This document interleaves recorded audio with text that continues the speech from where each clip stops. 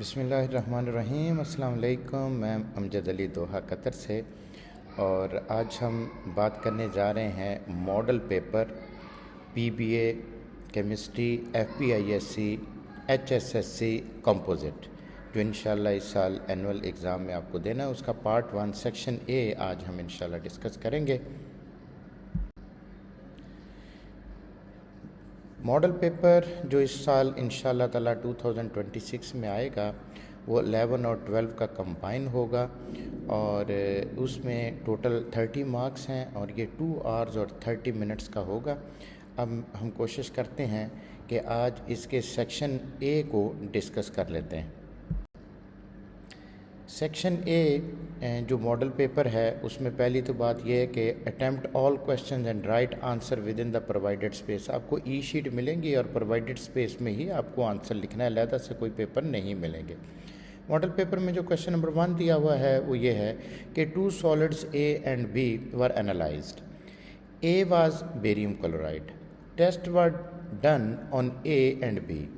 A test on A complete the expected observation. असल में ये आपका जो मेजर एक्सपेरिमेंट है, साल्ट एनालिसिस जिसको हम कहते हैं, तो उसमें से क्वेश्चन दिया गया है जिसमें एक साल्ट आपको बता दिया गया और उसकी मदद से हमें दूसरा आइडेंटिफाई जो है ना वो करना है। ये डायग्राम इस तरह से मॉडल पेपर में दी हुई है, और पहले तो आपको इस डायग्राम के मतलब क्वेश्चन पूछे जाएंगे जो अगली स्लाइड में हम देखते हैं। जी, क्वेश्चन नंबर 1। अब साल्ट एनालिसिस फॉर एग्ज़ाम्पल आप कर रहे हैं, और स्टूडेंट अगर इसी जो साल्ट को, जो कि सॉलिड ए था और आपको ऑलरेडी गिवन है, बता दिया गया है कि वो बेरियम क्लोराइड है, और बेरियम क्लोराइड के साथ अगर आप फ्लेम टेस्ट परफॉर्म करते हैं तो उसका फिर कलर क्या होगा आपको यहाँ पर लिखना है। मैंने इधर लिख दिया है पेल ग्रीन कलर होगा फ्लेम का बेरियम के लिए। तो उसके बाद दूसरी बात जो पूछी है वो वेट टेस्ट है। हमें वेट टेस्ट करना होते हैं मज़ीद कंफर्म करने के लिए कि अगर for example specific amount of A solid जो है उसमें डिल्यूट वाटर आप डालते हैं और एक्वस सोल्यूशन बना लेते हैं, और उस एक्वस सोल्यूशन के आप 2 इक्वल पार्ट बना लेते हैं, और जो ए पार्ट है उसके अंदर आप एक्वस सिल्वर नाइट्रेट डाल देते हैं, बाद में few drops dilute solution of aqueous ammonium में डाल देते हैं, तो आप अपनी ऑब्जर्वेशन बताएं कि क्या होगा। अब आपको पता है जो सिल्वर नाइट्रेट का जो Ag है वो जाके जब उधर कंबाइन होगा बेरियम क्लोराइड के Cl के साथ, तो AgCl बनाएगा, तो लिहाजा white precipitate of AgCl will formed. और अगर आप उसमें जैसे अमोनिया डाल रहे हैं और अमोनिया डालेंगे तो वो उसमें डिज़ोल्व हो जाएंगे। इस तरह से फिर थर्ड क्वेश्चन पूछा जा रहा है कि to second portion of solution A, अगर फॉर एग्जांपल आपने डिल्यूट सल्फ्यूरिक एसिड उसमें डाल दिया है तो अब अपना ऑब्जर्वेशन उसमें बताएं कि क्या होगा। तो वाइट प्रेसिपिटेट बन जाएंगे, और वाइट प्रेसिपिटेट वो होंगे बेरियम सल्फेट के। मज़ीद अब पार्ट बी है कि test on B specific amount of the B was added to prepare its solution in a test tube। और अब स्टूडेंट इसको भी मज़ीद 2 हिस्सों में डिवाइड कर देगा, फिर उनके साथ देखते हैं कि क्या करते हैं। नेक्स्ट स्लाइड में देखते हैं। जी स्टूडेंट, सॉलिड ए जो है उसको जैसे हम आइडेंटिफाई कर चुके हुए हैं, अब सॉलिड बी जो है उसके लिए स्टूडेंट ने ये किया है कि अपने पोर्शन को 2 हिस्सों में डिवाइड किया, और यहाँ पर टेबल की शक्ल में आपको ऑब्जर्वेशन दी जा रही हैं कि जब उसने टेस्ट किया और इसकी अपीयरेंस देखी तो वो लाइट ग्रीन कलर था। फिर जो इसका एक एक्वस सॉल्यूशन था उसके अंदर एक्सेस ऑफ सोडियम हाइड्रोक्साइड डाली, और फिर उसको ऑब्ज़र्व किया कि क्या हुआ, तो ग्रीन प्रेसिपिटेट बन गए, और वो ग्रीन प्रेसिपिटेट इनसॉल्युबल रहे in excess of sodium hydroxide. फिर जो दूसरा पोर्शन है उसके साथ टेस्ट किया, डिल्यूट नाइट्रिक एसिड डाला और एक्वस बेरियम नाइट्रेट्स डाला उसके अंदर सेकंड पोर्शन में, तो वाइट प्रेसिपिटेट बने। अब आपसे क्वेश्चन किए जा रहे हैं कि ये जो ऑब्जर्वेशन है इनसे आप क्या इन्फेरेंस कर रहे हैं, क्या रिजल्ट निकाल रहे हैं कि ये सॉलिड बी क्या हो सकता है। पहले आपसे पूछा जा रहा है name the cation present in solution B, वो गेस करके बताएं। तो वो है, क्योंकि वहाँ हमें कलर से आइडिया हो गया कि लाइट ग्रीन कलर है, और दूसरा जो टेस्ट ग्रीन प्रेसिपिटेट बने उससे भी हमें आइडिया हुआ कि ये Fe+2 कैट आयन है यानी फेरस। और दूसरा वो पूछ रहे हैं आपसे कि right on the formula of precipitate, कि ये जो प्रेसिपिटेट बने हैं उसका फार्मूला क्या है। तो आपने क्योंकि सोडियम हाइड्रोक्साइड डाला है, सोडियम हाइड्रोक्साइड डालने की वजह से अगर Fe+2 है तो ज़ाहिर है जो प्रेसिपिटेट बने हैं वो FeOH ट्वाइस के बने हैं। तो ये फार्मूला हमने लिख दिया और मज़ीद एंड पे उसको पूछना है कि write the name of solid B. तो सॉलिड बी हुआ है FeSO4। सॉलिड ए उन्होंने खुद ही बता दिया था, सॉलिड बी हमने आइडेंटिफाई किया है। तो ये एक मेजर क्वेश्चन था साल्ट एनालिसिस। पहले ये परफॉर्म करना होते थे, अभी भी आपको पहले अगर आपने परफॉर्म किए होंगे, टेस्ट याद किए होंगे, तो फिर ही आप यहाँ इन क्वेश्चंस के आंसर दे सकेंगे। आगे चलते हैं। अब क्वेश्चन नंबर 2 आ गया है। क्वेश्चन नंबर 2 जो है ये टाइट्रेशन से रिलेटेड है, जिसमें एक टाइट्रेशन है यहाँ पर, जिसमें वो आपको कह रहे हैं कि FeSO4.XH2O। तो ये एक साल्ट है जो कि हाइड्रेटेड है। यहाँ पर X जो है वो वाटर मालिक्यूल्स हैं जिनका अभी हमें पता नहीं है। बाकी जो इन्फॉर्मेशन हमें गिवन है वो उन्होंने बता दी है आपको कि दिस वाज द सॉल्यूशन, और वो ये कह रहे हैं कि 28 gram of the given sample of iron sulphate, उसको आपने डिज़ोल्व किया पर DM³ सोल्यूशन बना लिया। This was the solution B. अब आगे चलते हैं। आगे है कि 25 सेंटीमीटर क्यूब आपने इसका लिया और उसके बाद आपने इसमें half test tube sulphuric acid भी डाल दी।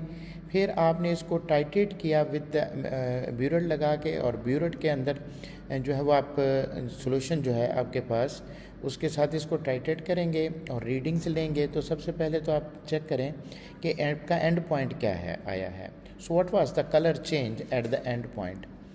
तो ये क्योंकि एक जो है आपके पास रेडॉक्स टाइट्रेशन है जिसमें यूज़ आप कर रहे हैं पोटाशियम परमैंगनेट, तो पर्पल पहले उसका कलर होता है और बाद में चेंज होकर लाइट पिंक हो जाएगा। तो ये आपका एंड पॉइंट होगा।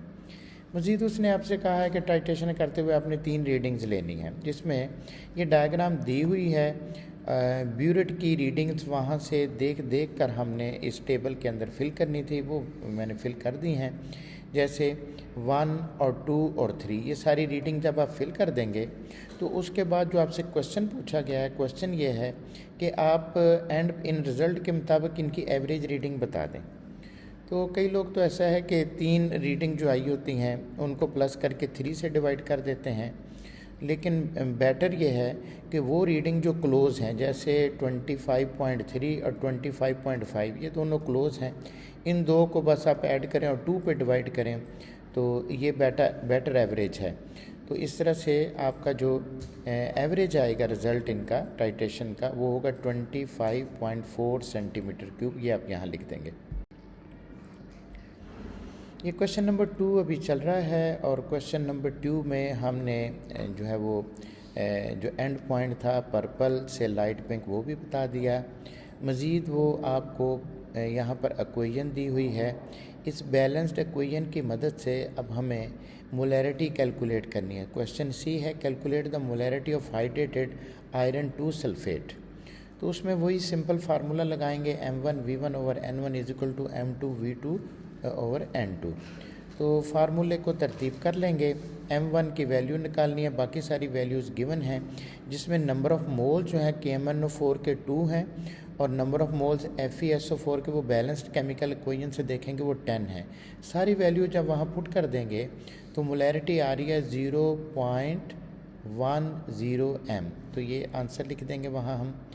मज़ीद उन्होंने D पूछा हुआ है कि ये जो X वाटर मालिक्यूल्स हैं ये कितने, ये भी कैलकुलेट करके बता दें।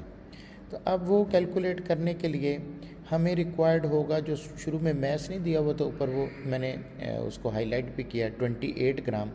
तो 28 ग्राम जो है उस मैथ्स को हम लेते हुए तो पहले तो मोलैरिटी निकालते हैं।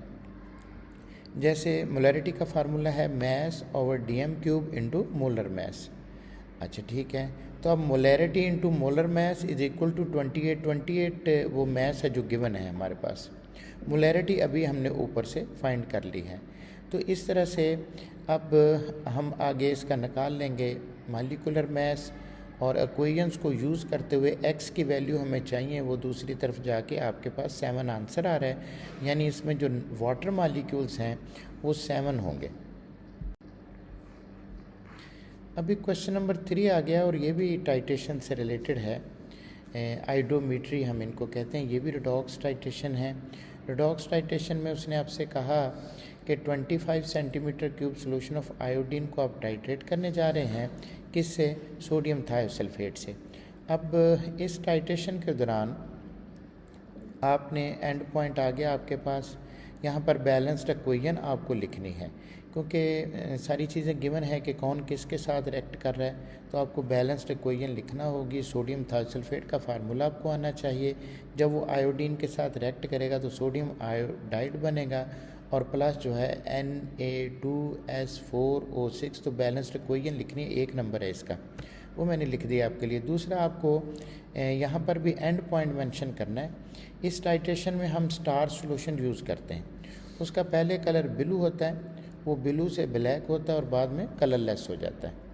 मज़ीद वो आपसे कह रहे हैं कि अब calculate the moles of sodium thiosulphate. इस टाइट्रेशन के प्रैक्टिकल में आप ये करें कि मोल्स कैलकुलेट करके दें सोडियम थायोसल्फेट के। तो हम क्या कर सकते हैं, वही फार्मूला अगर आप लगा लेते हैं, molarity is equal to N/V, और इसकी मदद से आप मोल्स निकाल सकते हैं। तो वैल्यूज़ हमने पुट की हैं, तो बाकी हमारे पास आ गया है number of moles. Number of moles आए हैं 0.00155। तो अब इनको इस तरह भी लिख सकते हैं, एंड पे क्योंकि 55 आ रहा है तो हम उसको 55 की जगह 16 ले लेते हैं, ठीक है, राउंड ऑफ कर लिया।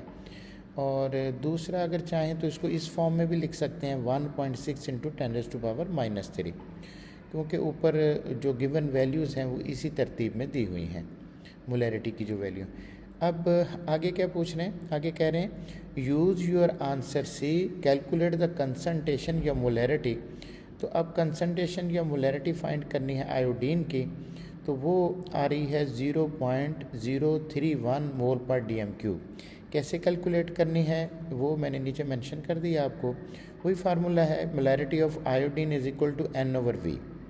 अब N यानी नंबर ऑफ मोल्स वो पहले ही है हमारे पास, और उसको V से डिवाइड करना है, यानी वॉल्यूम को। वॉल्यूम ऊपर दिया हुआ था 25 सेंटीमीटर क्यूब, 25 सेंटीमीटर क्यूब के हमने DM³ बना लिए और उनसे डिवाइड किया, तो यहाँ पर हमारे पास आंसर आ गया।